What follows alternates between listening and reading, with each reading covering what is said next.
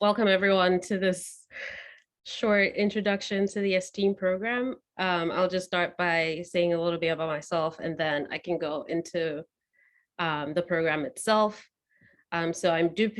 I graduated from Reed in 2018. I studied economics, and I've had 3 years of experience within the nonprofit sector. I was working in Boston, and I worked for 2 nonprofits while I was there. I was an employment and partnership coordinator for a small nonprofit called More Than Words. And it's a nonprofit that helps system involved youth. And I was just helping them connect them to employers within the community. And then after, I worked as an innovation strategist for another nonprofit called Commonwealth, where I was helping with strategies that could help people build emergency savings. So based on that experience, I'm interested in user research, user experience. We worked with a lot of fintechs, so that's where my interest in that stemmed from. And currently interested in cloud services, mostly as a result from my experience with the Esteem program.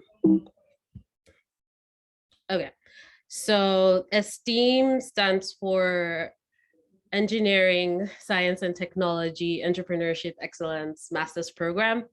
I know it's a mouthful, so I usually just tell people it's an entrepreneurship and tech innovation program, which people usually get. The main thing is that it's like a joint program amongst the 3 colleges at Notre Dame. So at the end of your program, you get your degree signed by the 3 colleges. So the College of Science, College of Business, and the College of Engineering. So it's an 11-month program where they kind of get people that have a STEM background, and you learn about entrepreneurship, you learn all the skills you need to kind of innovate, prototype, commercialize whatever thing you want to invent. And then they give you all the skill sets you need. It's in its 13th year, and there are more than 400 Esteem alum right now. So the main pillars of the Esteem program is the classroom curriculum, the capstone, and the extracurricular you get to do. So the program starts in the summer. You start sometime mid-June, and it ends mid-May. And usually you take a lot of entrepreneurship related classes. So we've taken entrepreneurship, accounting, and finance. You're learning how to keep your books, what type of corporation you might want to start with. We've taken some law classes. Last semester, I took a class on business law and IP, which mainly talked about the processes you take when you invent something, how to get a patent, when to use a copyright versus getting a trademark versus a patent. So all those key skills you need just if you decide you want to become an entrepreneur. And then there's the tech elective, which you have to take for, you could either take 1 each semester, or you could take 2 in 1 semester. And that's mostly just taking something outside the entrepreneurship program. So for instance, last semester, I took data visualization in the computer science class, did some things in coding. So just thinking about what other skills you're trying to learn and just pursuing that with a different college. And then a huge part of the program is the capstone. So just like the thesis, we have a read for a whole year. This is also your thesis for the year. And you just be paired with a company for the whole year, and you're working with them through creating a product and commercializing that product. So you're kind of like a product manager, and it's a very, I think it's very important because you can then also use it as experience. So in my resume, I put myself as a graduate consultant, and that's pretty much what you're doing for them. So you're trying to look at the viability of whatever they have brought to you, seeing whether it's going to be successful in the market, and you're going to be with them through every step of the way as you help them plan the commercialization of their product. And I think the cool thing about this is also, if you don't have that experience from coming out of school and getting work experience, you can add this as work experience, and you also have to apply for these positions in a way. So they help you get your resume together, you apply to some of these companies, and then they invite you for an interview, and that's how you get paired.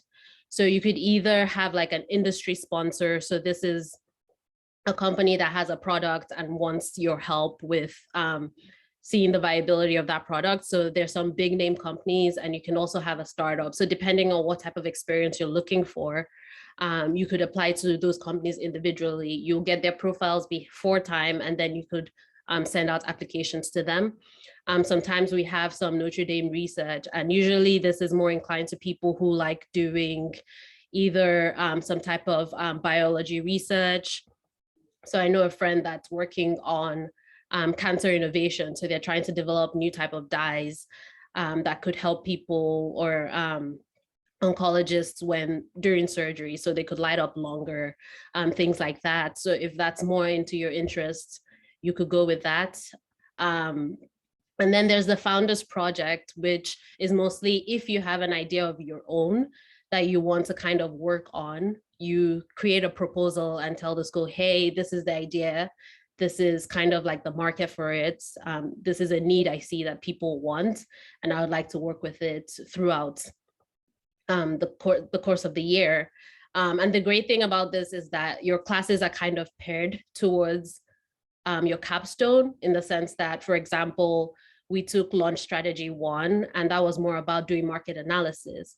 So you'd be doing market analysis on that project. So it's trying to see what your addressable market is, trying to see who your competitors are.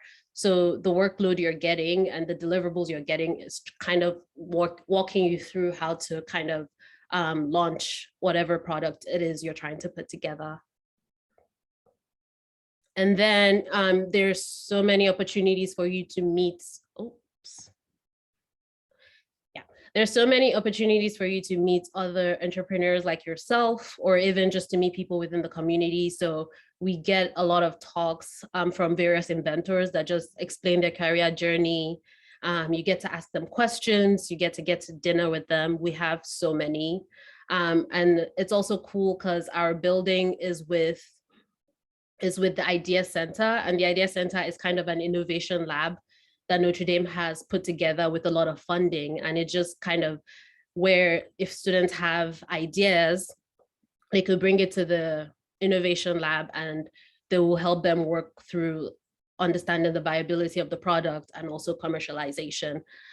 So there was a lot of travel before COVID.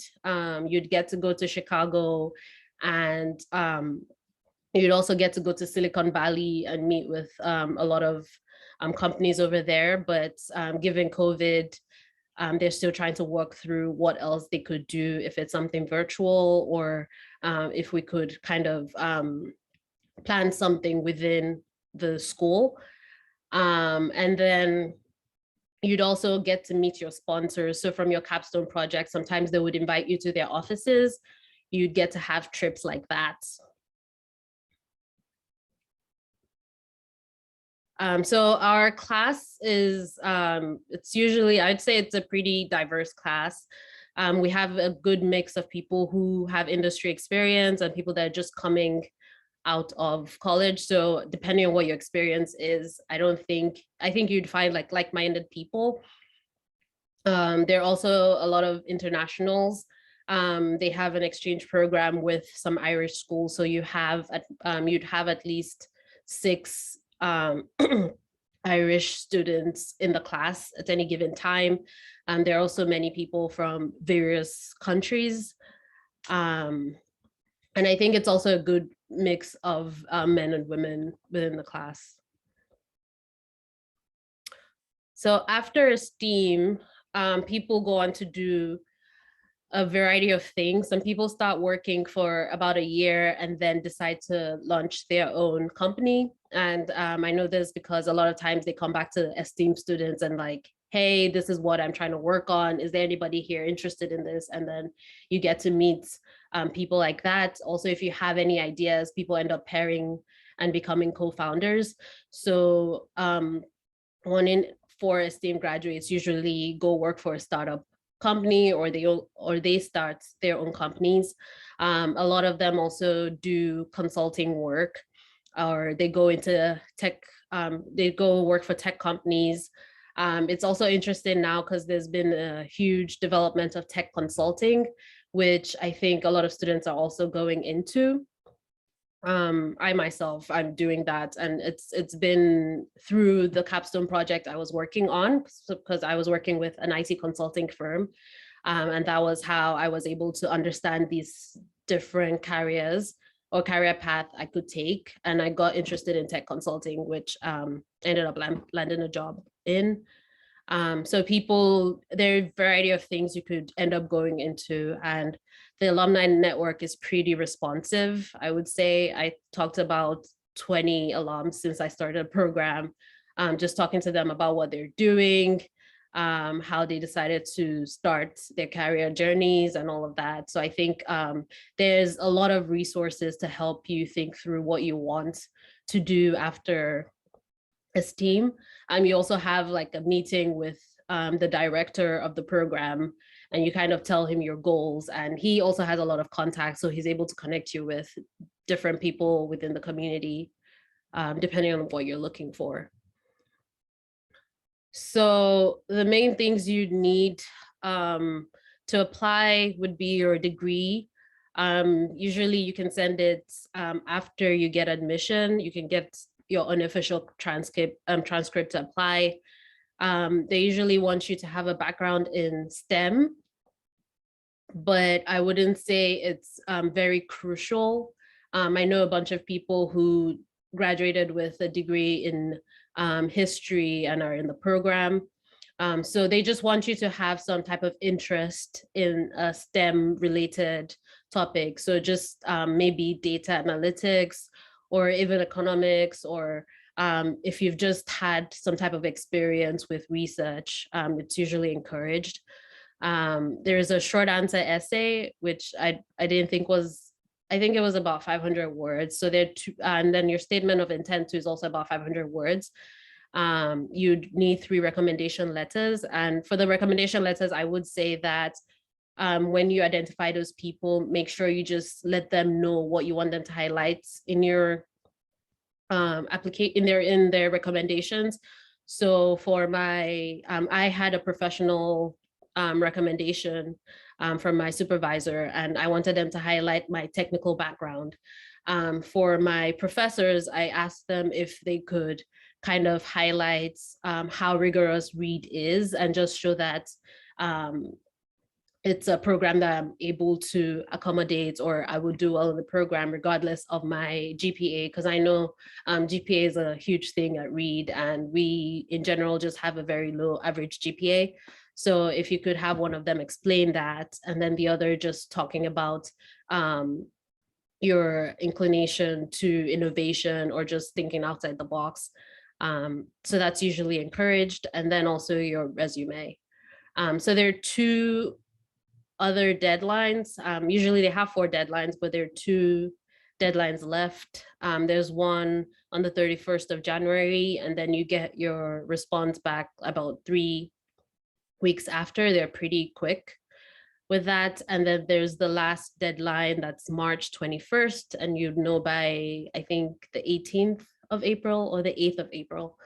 But they're pretty quick to respond. Also, if you have other questions, you could ask them. And yeah, that's like a quick rundown. I know I was speaking pretty quickly, but if you have any additional questions, I'll be happy to answer them.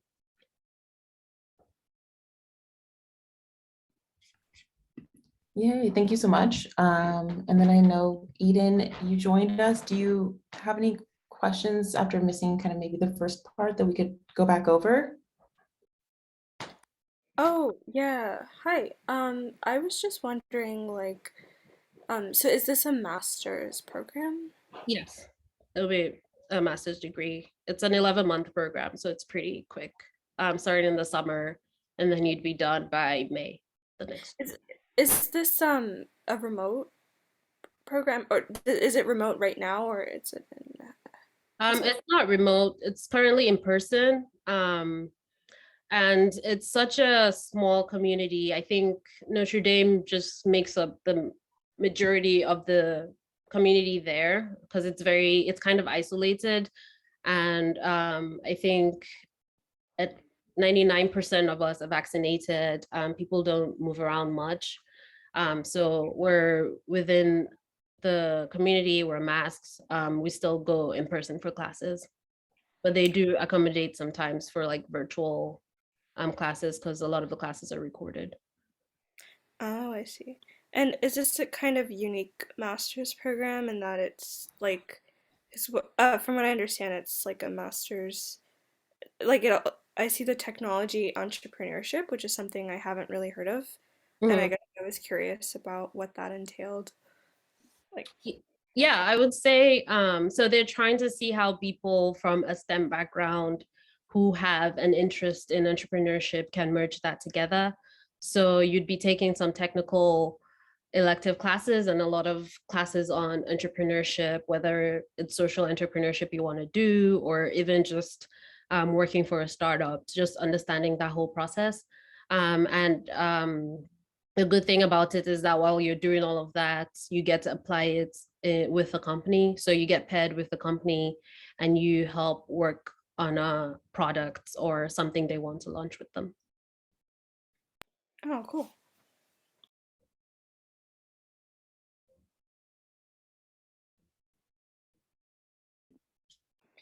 And it's also, I'm sorry, Go ahead. Go ahead. I was just curious, so if your degree is something outside of STEM but you're interested in, is there a way that you can kind of like build up that experience or before applying, or you kind of state that interest, even though you don't have a lot of like, um, like Yeah. actual STEM experience? I got a degree in economics. That's not really considered STEM in a way. And I know there are a bunch of other people in my cohort who were not STEM inclined, but if you can talk in your statement of intent about your interest in something STEM inclined, they're usually fine about that. It's more about you having an interest to fix something that matters. So like if you just think there's a need within the community that you're trying to understand and provide a solution for, and you can write about that, usually um, it's usually fine. And then you get an interview. So there's a 30-minute interview that you have to take. And you could also explain that interest at the interview. But I know there usually a handful of people that don't have that STEM background that still make it in the program.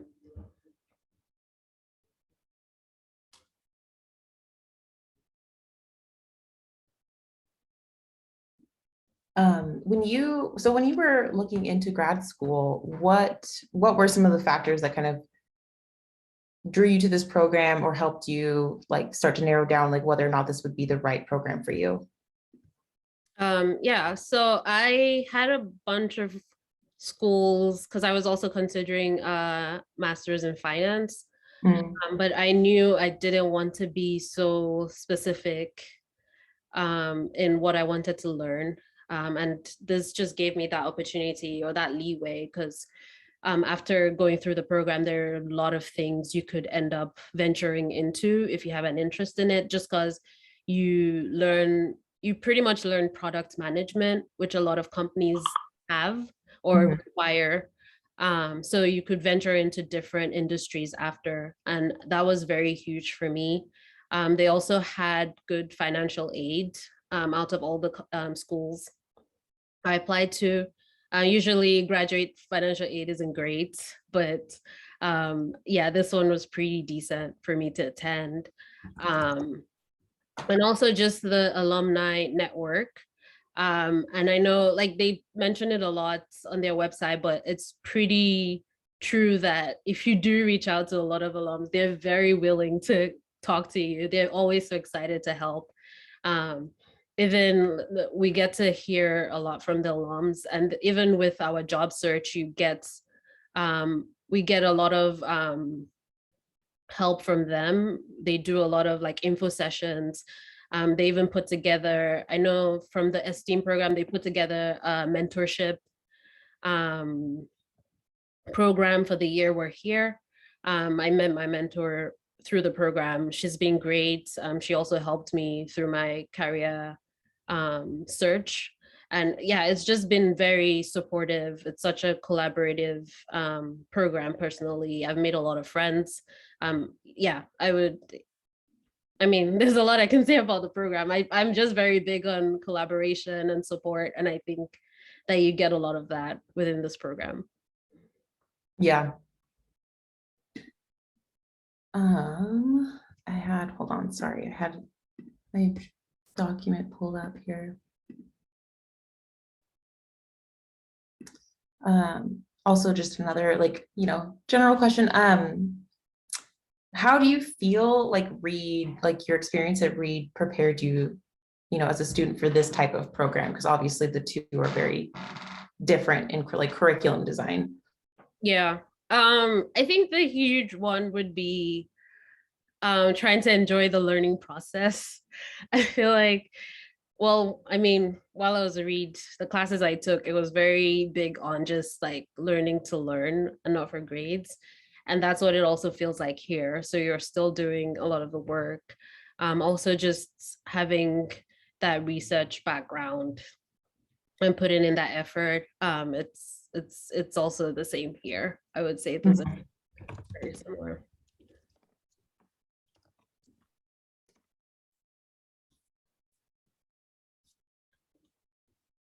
And then when you started in the program, especially with some of like the tech and analytics, like did they give you time to like really build on your skills? And for example, like any like data analytics platforms you needed to learn?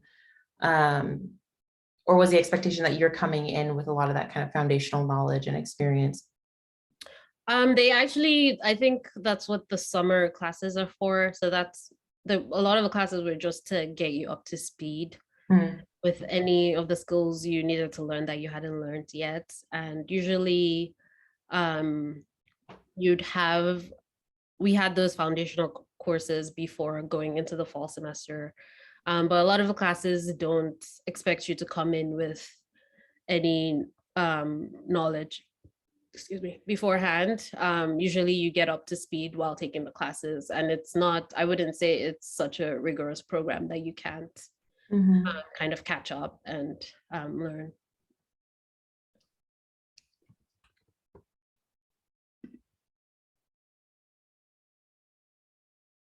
And I want to save space for other people to ask questions.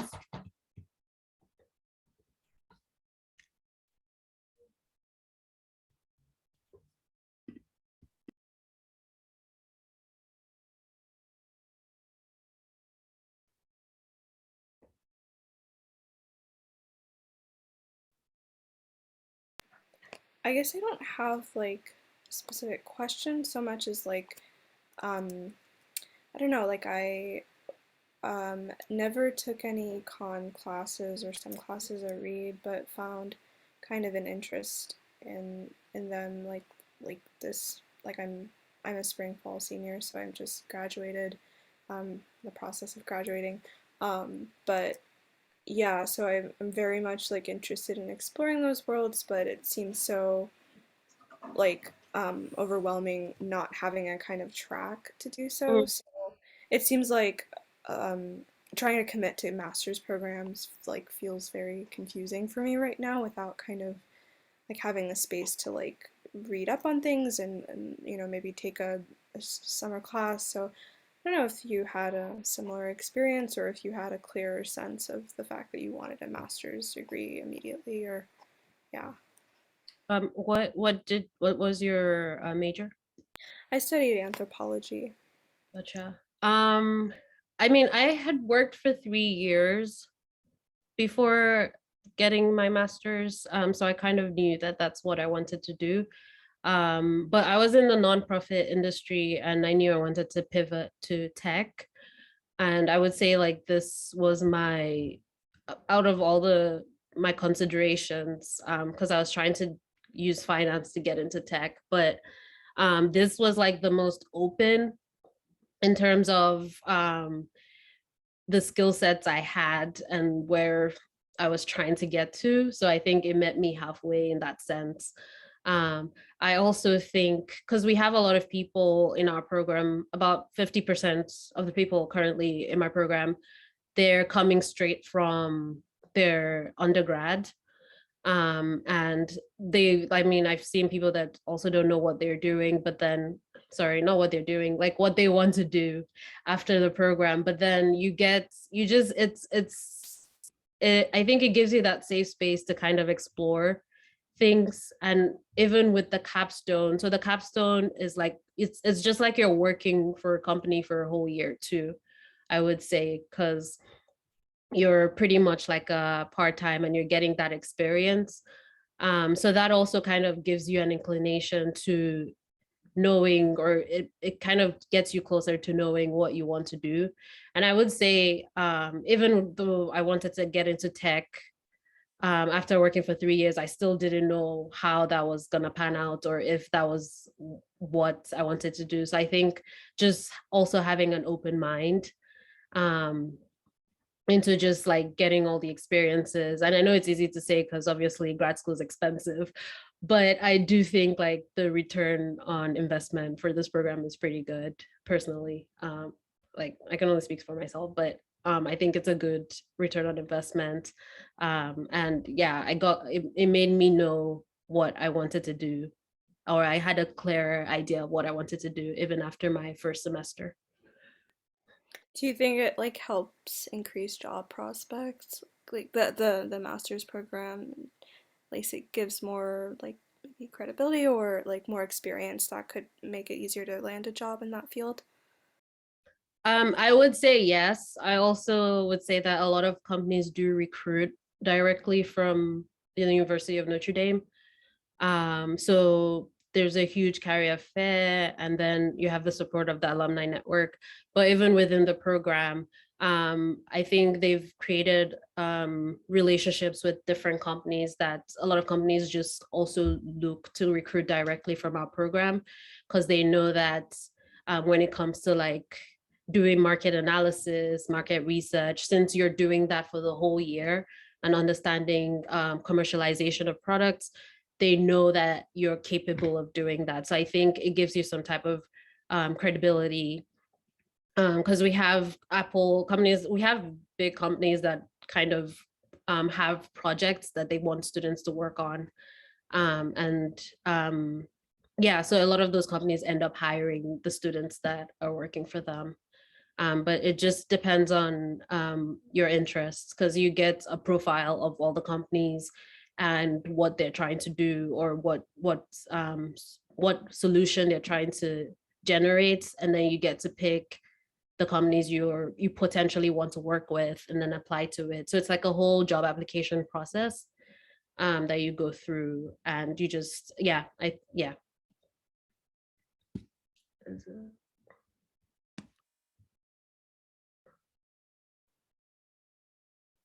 So what should a graduating senior be doing now to prepare to apply and stand out as a strong applicant? I think it would mostly just be trying to understand what's important to you, or what things within the community you're trying to help fix, why it matters to you. I think they just want to know that you honestly care about your community or the environment, and they're trying to help or develop those skills for you, because you have a lot of opportunities to meet other inventors. They have a lot of grants or like fellowships to support what you're doing. And yeah, there's a whole innovation lab to help you through that process. So you just want to know that you have that inclination to help address something within the community. and just making that clear in your application. And yeah, I think that would be the main thing for me.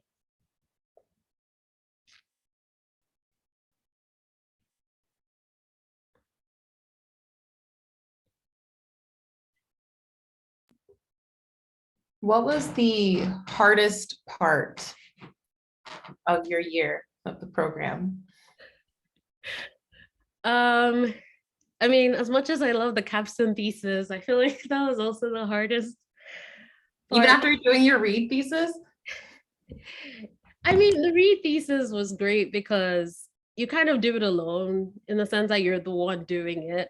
Mhm. But with this capstone thesis, you're working with, you have like an employer per se that you're meeting with weekly, and you always have to have deliverables. You have to be professional.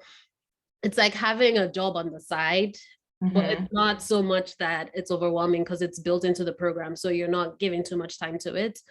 And then it's also like, you're trying to also figure things out, because as much as you're going through all these classes, you're trying to apply it to like the real world situation. So trying to figure out, okay, I have this product, talking to people, would you really use this, trying to understand, doing that user research. A part of our program is also to have 50 interviews. So learning like cold calling or even reaching out to people on LinkedIn, how you can put yourself up front professionally. I've done my elevator pitch so many times, like learning to introduce yourself, learning how to network, learning how to pitch an idea, because you talk about the capstone so many times that you kind of learn how to like put your best foot forward when talking to people, or even just trying to relate that experience with everything. Because before starting the program, I didn't know anything about cloud services. I didn't even know what it was, but I did the interview. I've been working with my sponsor, and I can have like conversations with like software engineers ish, and I know what they're talking about. So like it's a lot of reading, or a lot of work you have to also put in. And yeah, I mean, I enjoyed it so much, but it was also very difficult. Mhm. Yeah, I'm glad though that they, they're really thinking holistically about like some of those like, really like soft skills that you have to develop. And it's not just like you needing to know everything about this product, but like you needing to be able to communicate it with, various people and audiences.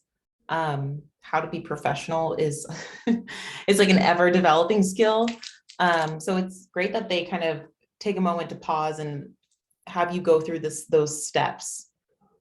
Is that like, with that, is it like a course that's built into it, or is this like in terms of like being assigned 50 interviews, like is that part of the capstone itself, or like, okay. The capstone is a class on its own. So you have weekly meetings or bi-weekly meetings with your sponsor, depending on what your agreement is. And then you also have workshops.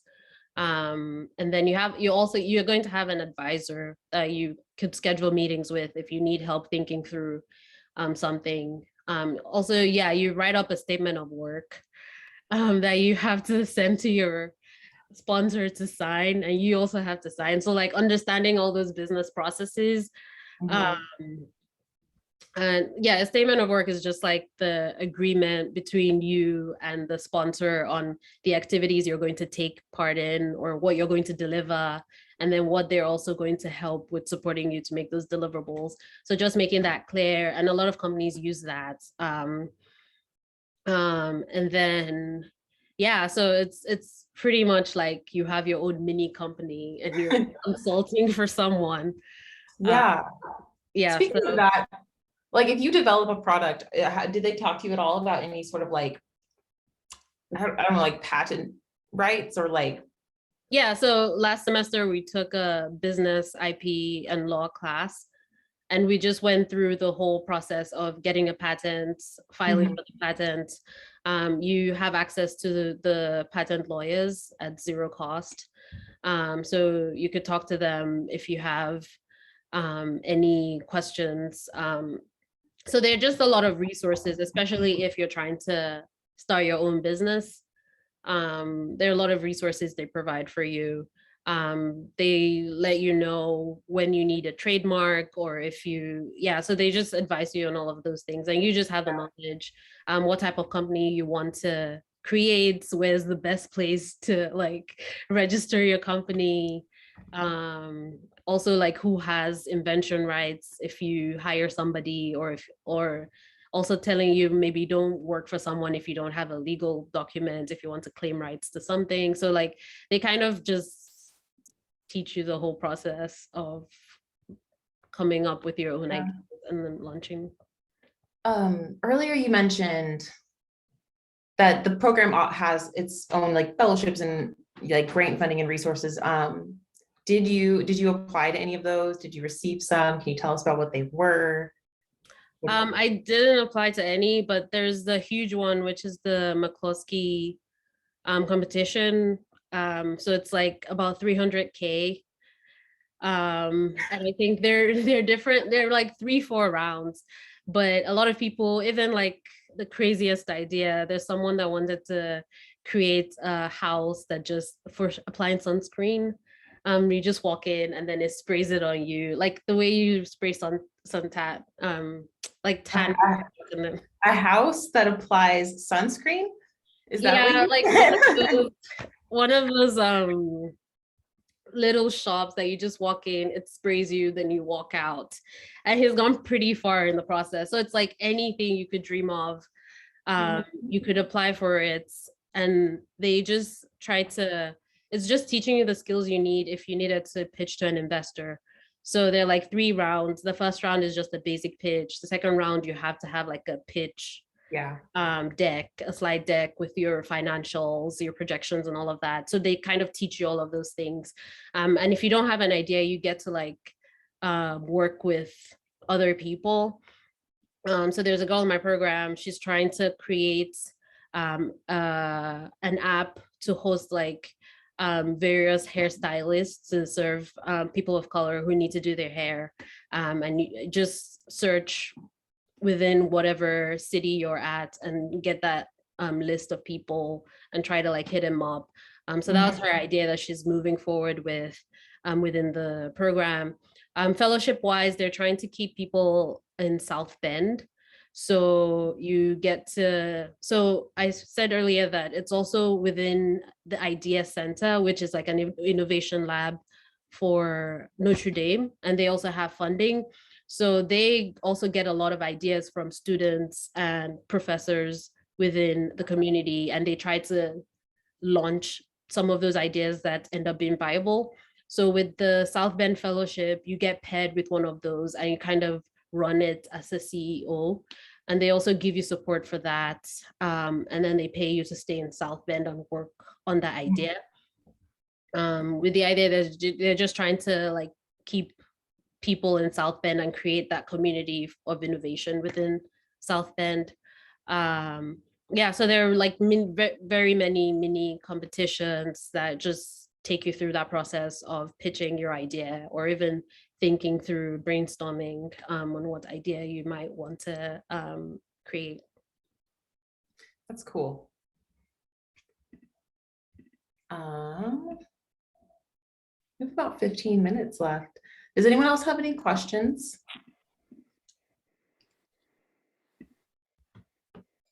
I guess like I was curious of, like you mentioned that you were at first interested in a master's in finance, or I was curious about programs like, you know, like master's programs like MBAs or finance specific masters, and like differentiating like this program versus those, in the sense that I, like, me personally, like I said, I mentioned I've had an interest in like finance and tech myself, and like have more, I don't know, I'm like between the nonprofit world and being interested in tech and finance, and so I feel like I just kind of confused about like, is something like an MBA, like does it make more sense for my needs, or I actually feel like this program kind of sounds cool in that there's a lot of like options in terms of like letting you explore the different fields. But yeah, I was just curious about those like programs and why you kind of opted out. I don't know if you considered an MBA, but yeah. Yeah, I ruled an MBA out only because I didn't think I had enough experience to get into it. And I thought that usually if you go for an MBA, you're kind of set on what it is you want to do, or you have good enough specialization in a field that you just want to kind of advance within that field. And I didn't think I was set in that way. Also, it's very expensive to get an MBA. So I thought it was just it could take me to where I wanted to, but at a huge cost. The finance program, I thought they were too specific. So that was like my last choice. If I didn't get into this program, I would have gone for the finance program. I was looking at the 1-year programs, but those were very specific because you kind of are limited in the kinds of jobs you could apply for after the program. So this one just seemed like it gave me such a huge opportunity to try different things.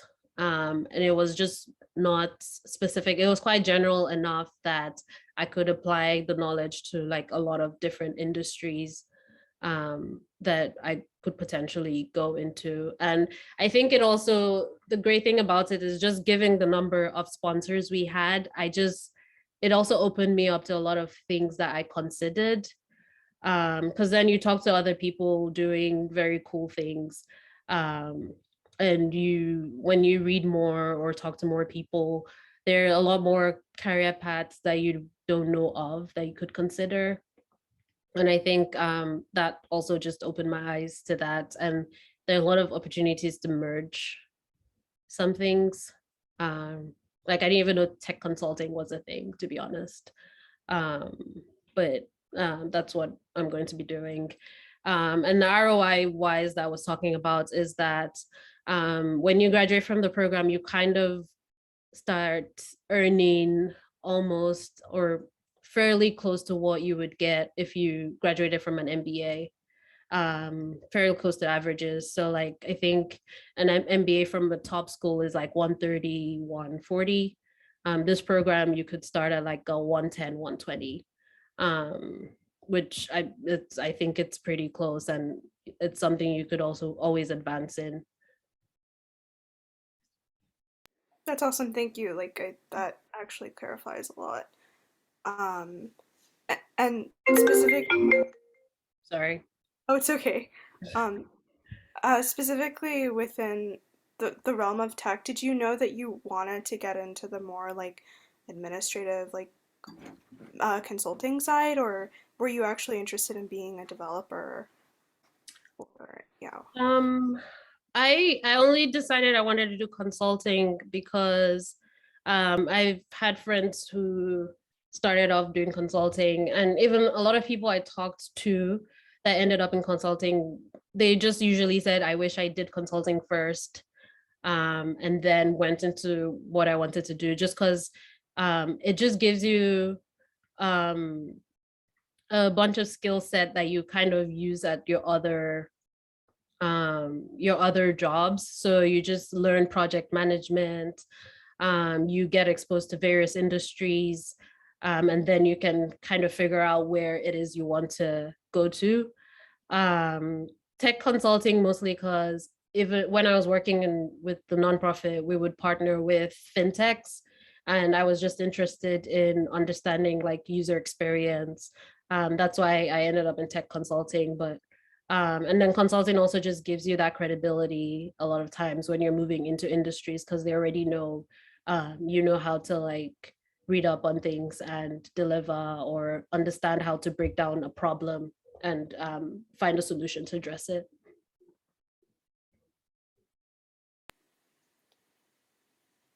I hope that answers your question. Oh yeah, No, that perfect. That's actually like this is super helpful. Oh, the other question was like you said you studied economics at Reed. Do you Yeah. think that prepared you for this program or that was like particularly relevant in your experience in this program?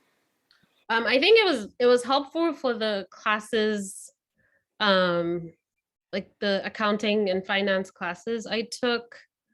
Um, I think my econ degree was helpful for that, but I don't think the degree itself kind of mattered in the coursework we're doing, or um, like the capstone project I'm working on. I do know that maybe like other skills you get in like work ethic, or kind of how to approach a problem I read, that kind of applies. But like specifically my degree, I wouldn't say it was kind of, it gave me an edge, or it was at a detriment. I think everyone just starts at the same level in a sense, because we have software developers here, and then we also have people who haven't worked. We have people who are like me in nonprofits, doing user research, and we still kind of started at the same baseline, and everyone's just exploring what they want to do Mm, on their own. And we talk to each other. We know what the other person's doing in their project, so it's a lot of, if you need connections in that area, you could also ask them. They could connect you to their companies. Yeah, so there's a lot of things going on. It's more like you have to figure out, you have to kind of plan out your path in a sense. So like if you want to come here and do more networking, you can do that. If you want to come here and do more learning about entrepreneurship, that's also um, that's also you can also do that. thank you.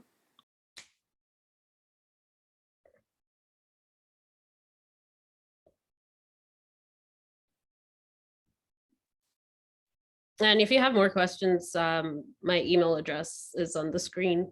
Feel free to send me an email, and I'm Cool. happy to exchange emails or get on a call with you. Yeah, that would be amazing. Thank you so Mhm. much. Yeah, I feel like the like being a recent graduate and just these times it's like very overwhelming. So, yeah. Yeah. Yeah, I know. Yeah, it's a lot of things to like figure out, especially if you don't get a job before graduating, and then trying to send out applications, and it's like people are not getting back. It's a whole process trying to consider all the options.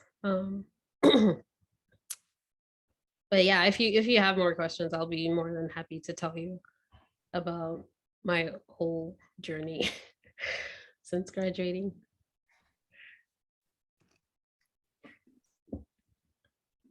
Well, should we wrap it up? Yeah, that's Yeah. Yeah, this was great. Thank you. I'm glad we recorded it too. yeah. Awesome. And then, yeah, if you wanna, I think Dupe, yeah, you'll have to stop recording.